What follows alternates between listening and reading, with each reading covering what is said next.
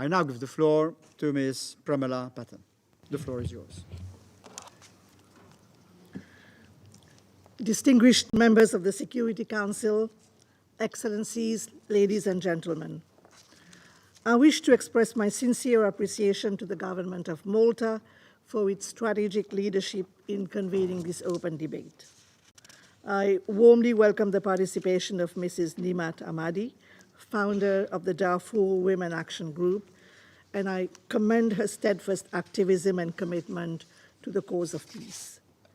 As we mark the grim milestone of 1 year since the resurgence of hostilities in the Sudan, her tireless advocacy has helped to sustain a spotlight on the horrific patterns of conflict-related sexual violence exacerbated by the proliferation of arms. I further welcome the participation of UN Goodwill Ambassador, Mrs. Danai Gurira, who has powerfully lent her voice to this agenda. Mr. President, we meet today to consider the 15th annual report of the Secretary General on conflict-related sexual violence at a time when gender equality gains are being rolled back, even as militarization is being bankrolled at unprecedented levels, at a time when the world's resources are being used to feed the flames of conflict while women and children starve, at a time when military spending has soared to over $2.2 trillion while humanitarian aid budgets have been slashed, and at a time when weapons continue to flow into the hands of perpetrators while the vast majority of victims remain empty-handed in terms of reparations and redress. We also meet at a time when the pursuit of peace and gender equality has once again become a radical act. The essential existential task we face is to silence the guns and amplify the voices of women as a critical constituency for peace. Yet, right now in the Sudan and Haiti, women and girls are being brutalized and terrorized by sexual violence committed at gunpoint. In Afghanistan, the systematic assault on and erasure of women and their rights is destroying lives and livelihoods. 2 years since Russia's full-scale invasion of Ukraine, thousands of displaced and refugee women and girls face a heightened risk of being preyed upon by traffickers. In the Middle East, women and girls are disproportionately affected by the ongoing bloodshed, displacement, trauma, and terror. They are among the many victims of the 7th of October attacks on Israel by Hamas, and they comprise more than half of the victims of the relentless bombing of Gaza, which has shattered the healthcare system, leaving survivors of gender-based violence, pregnant women, and others in desperate need with nowhere to turn. The report before us today provides a global snapshot of incidents, patterns, and trends of conflict-related sexual violence across 21 situations of concern. It records 3,688 UN-verified cases of conflict-related sexual violence committed in the course of 2023, reflecting a dramatic increase of 50% as compared with the previous year. And this spike in recorded cases is particularly alarming in a global context where humanitarian access remains severely restricted and constrained. In 2023, women and girls accounted for 95% of the verified cases, with 5% recorded against men and boys. In 32% of these cases, the victims were children, with the vast majority being girls, 98% to be more precise. 21 cases were found to target lesbian, gay, bisexual, transgender, queer, and intersex persons on the basis of their actual or perceived sexual orientation or gender identity. While the report conveys the severity and brutality of UN-sourced and verified incidents, it does not in any way purport to reflect the global scale or prevalence of this chronically underreported, historically hidden crime. We know that for every survivor who comes forward, many others are silenced by social pressures, stigma, insecurity, the paucity of services, and the limited prospects for justice. Nearly half of the UN-verified cases presented in the report, 43%, were verified in settings where women protection advisors were deployed to convene the monitoring, analysis, and reporting arrangements on conflict-related sexual violence mandated by this Council through Resolution 1960 of 2010. For the first time this year, women protection advisors have also been deployed to a non-mission setting in line with Resolution 2467 of 2019, namely to Ukraine. In addition, the first regional-level women protection advisor was deployed in 2023 to deepen engagement with the African Union and to monitor trans-border dynamics and dimensions of the issue across the Horn of Africa. This year's report, Mr. President, includes for the first time a dedicated section on Israel and the occupied Palestinian territory. Following the 7th of October attacks by Hamas, other armed groups, and armed civilians, I visited Israel at the invitation of the government. My team and I confirmed that there are reasonable grounds to believe that conflict-related sexual violence occurred in at least 3 locations and that sexual violence has been committed against individuals held as hostages and may be ongoing. Regarding the occupied West Bank, according to UN-verified information, the arrest and detention of Palestinian women and men by Israel security forces following the 7th of October attacks have often been accompanied by ill treatment, including forms of sexual violence. Similar allegations have emerged from Gaza. These findings in no way justify or legitimize further hostilities, and I continue to echo the calls of the Secretary General for a humanitarian ceasefire to end the unspeakable suffering of Palestinian civilians and to bring about the immediate and unconditional release of all hostages. In terms of global trends, the report documents how sexual violence has curtailed women's access to livelihoods and girls' access to education amid record levels of internal and cross-border displacement.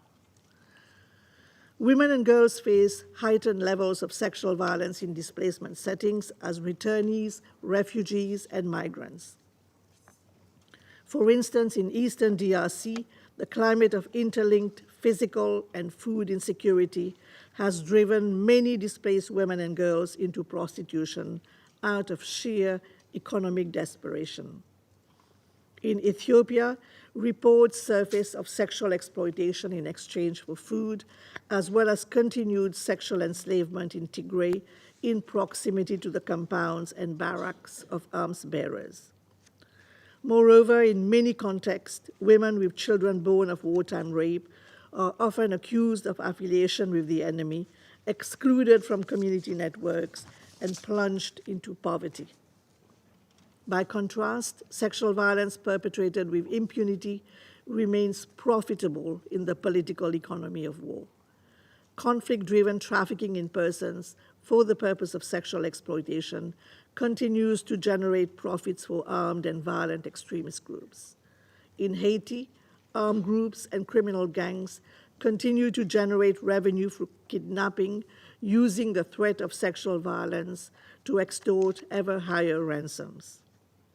Sexual violence remains part of the repertoire of political repression used to intimidate and punish opponents and as a tactic to silence women actively participating in public and political life, notably in Libya and Yemen.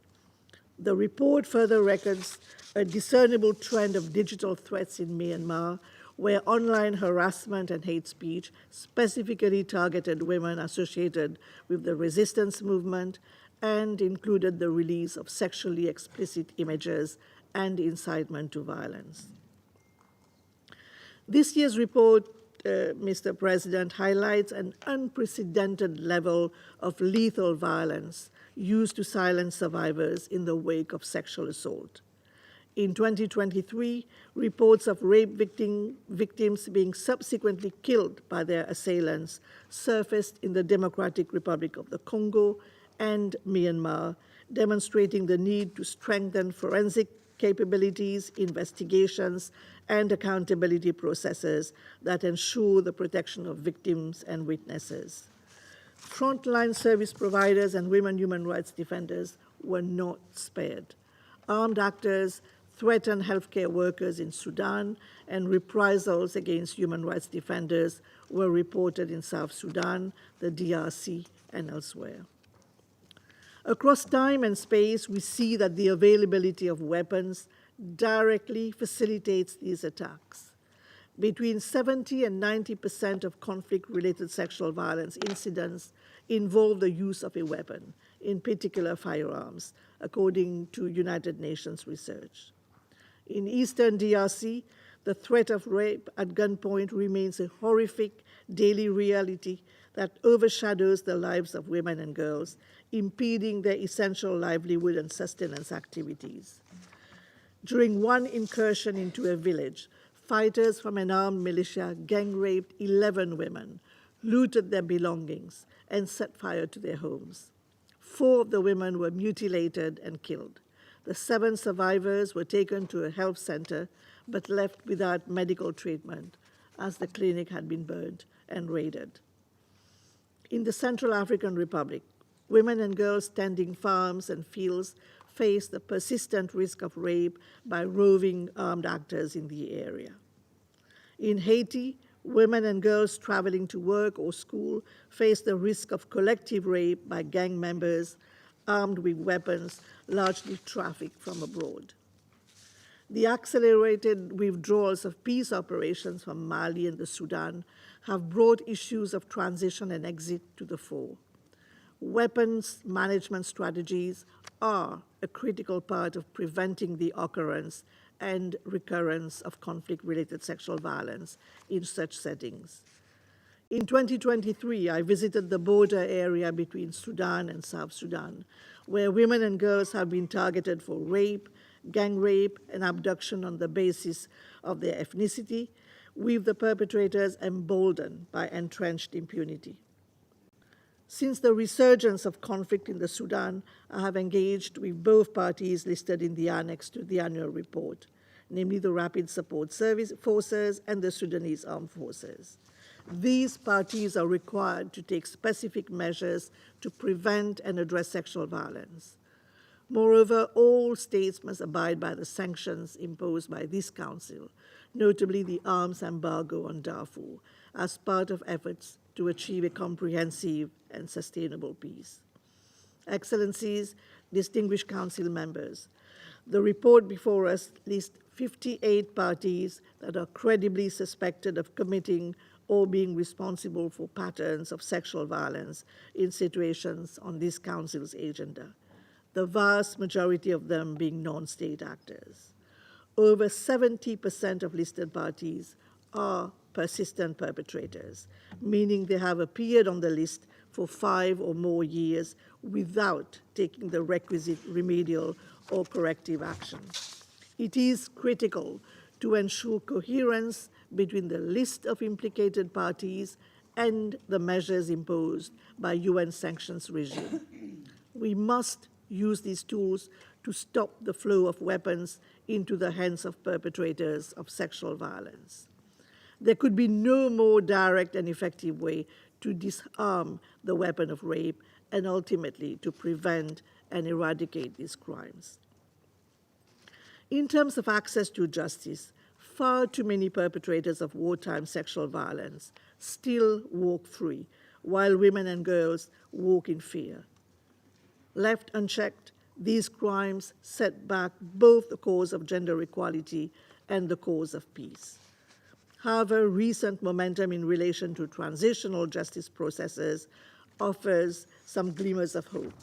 For instance, the extension of the Special Criminal Court proceedings in the Central African Republic until 2028, and the decision by the Appeals Chamber to uphold a 2022 conviction for sexual violence by an armed group leader on the basis of command responsibility.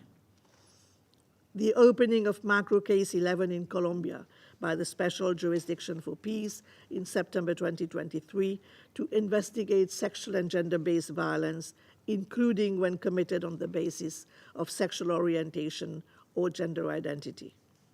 And the approval by the government of Iraq in June 2023 to release $12 million to implement the Yazidi Survivors Law, pursuant to which some 1,600 applications for compensation have been approved, benefiting Yazidi, Turkmen, Shabak, and Christian women who were held in captivity by Daesh.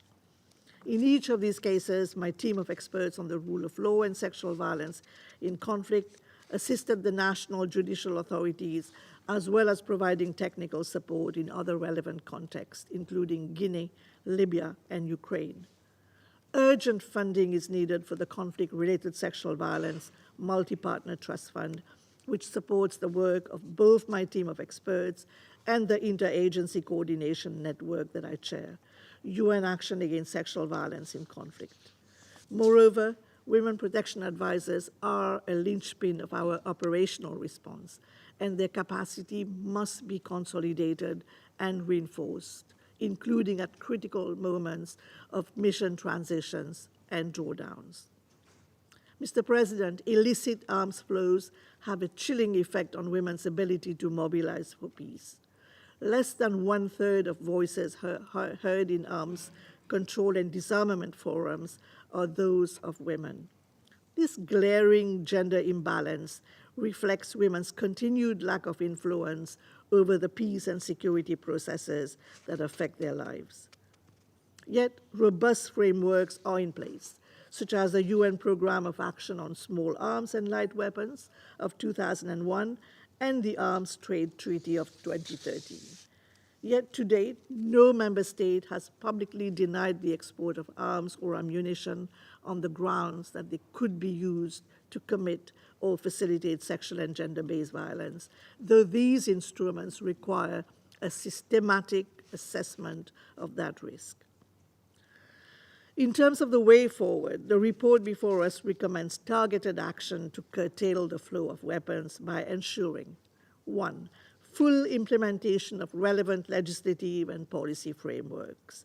2, gender-responsive disarmament, demobilization, and reintegration strategies, and security sector reform through effective oversight, accountability, vetting, training, codes of conduct, and efforts to hardwire gender equality into their work. 3, sustaining gains made in terms of DDR and SSR during periods of transition and mission drawdown, particularly with respect to regulating the destabilizing accumulation and misuse of small arms and light weapons. And finally, ensuring the meaningful participation of affected communities, human rights defenders, and civil society representatives in all peace and security processes, including those related to arms transfers and exports, which have classically been gender blind. It is time to declare zero tolerance for all male delegations and deliberations in the security sector. Almost a quarter of a century since the adoption of Resolution 1325, women's inclusion must be understood as an obligation, not merely an aspiration. Excellencies, today we know more than ever before about the factors that either enable or restrain the scourge of conflict-related sexual violence. We know that illicit weapons cast a long shadow over the lives of innocent civilians, while emboldening those who seek to spread fear and pursue criminal aims. Today's debate brings into focus the need to better align the CRSV and arms control agenda as part of prevention and risk mitigation. Mr. President, we cannot condemn the perpetrators of sexual violence in our speeches while continuing to fund and arm them through our supply chains. For decades, we have heard survivors of conflict-related sexual violence say that that man had the gun and he had the power. Recently, we documented the case of a 19-year-old Haitian woman in Cité Soleil, accosted by masked men who put a gun to her neck, dragged her into a field and raped her and beat her while pressuring her to confess an association with men she did not even know. In 2023, the UN documented the case of a 60-year-old woman in Tigray, northern Ethiopia, who was gang raped at gunpoint by 3 soldiers while she was hiding in a field near her home. A frontline service provider in Unity State, South Sudan, reported to my office, the youth are now accustomed to carrying weapons wherever they go. Those who have weapons are the ones threatening people and perpetrating sexual violence. Mr. President, this makes disarmament a key step in prevention. Indeed, we cannot address sexual violence without shifting power dynamics. Starting today, we need women in the room, weapons under regulation and embargo, money for human rights defenders on the table, and change on the ground. This includes supporting the courageous civil society activists who speak truth to power wielded at gunpoint, never allowing threats to silence them. In this respect, we must be on guard against any cynical recourse to suppression and exclusion, supposedly in the name of protection. The aim of this agenda is participation and rights, not paternalism and control. Women in the war-torn corners of our world need to see hope on the political horizon.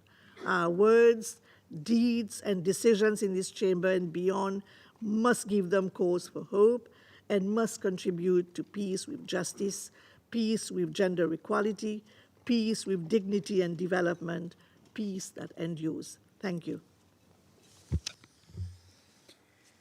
Thank you, Ms. Patten, for your briefing.